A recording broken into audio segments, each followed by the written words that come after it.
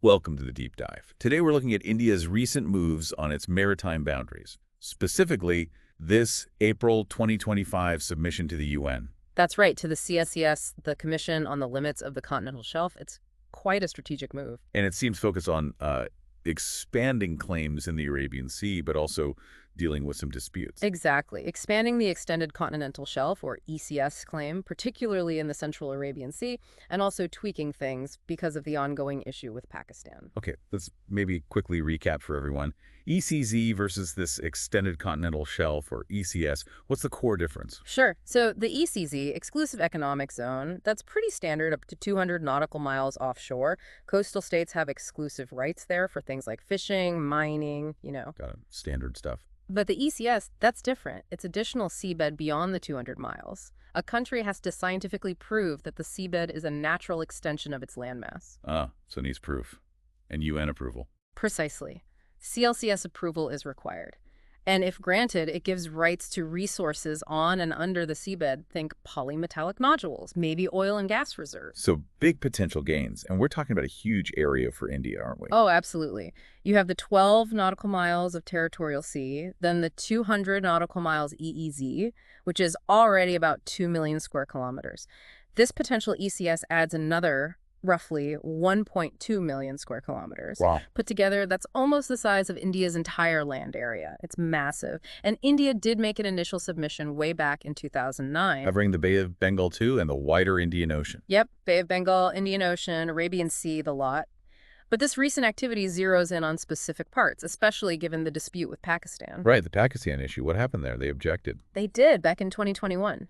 Pakistan pointed to an overlap of about 100 nautical miles between their claim and India's, specifically near the Sur Creek area. Sur Creek. That's the disputed estuary between Gujarat and Sindh, right? That's a long-standing, tricky boundary issue.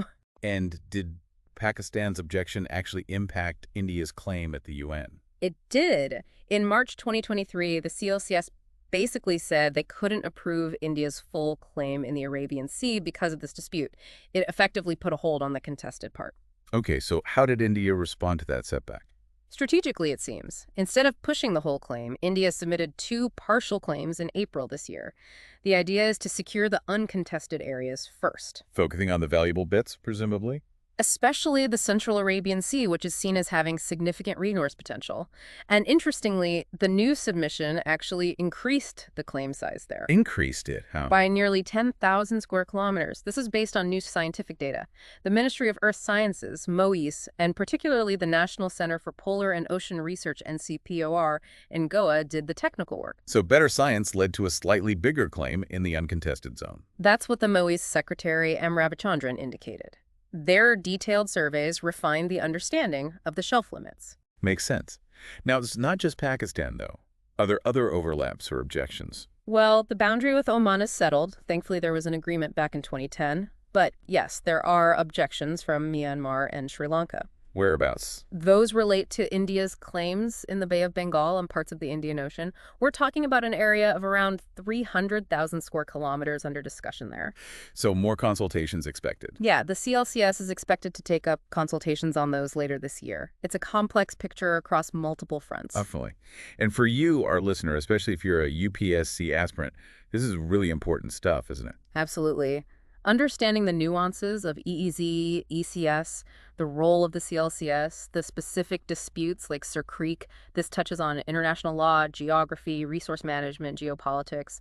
Crucial for mains, potentially prelims too. You see India really trying to balance its ambitions for resources in maritime space with, well, the diplomatic realities of disputed boundaries. Right. It's about securing what you can uncontested while keeping dialogue open, or at least processes moving, on the contested parts. It's a pragmatic approach. So the key takeaway really is India actively shaping its maritime future, navigating these complex UN processes and neighborly disputes with a clear eye on resources. Precisely. And maybe a final thought for you to ponder. How might successfully securing these vast new seabed areas reshape India's long-term resource security? And what ripple effects could this have on its strategic posture in the wider Indian Ocean region? Good question to think on. If this deep dive was useful, particularly for your UPSC prep, Do give us a like, subscribe for more, and drop any questions in the comments. And remember, our discussion today is based on reporting from The Hindu. Check them out for more in-depth analysis.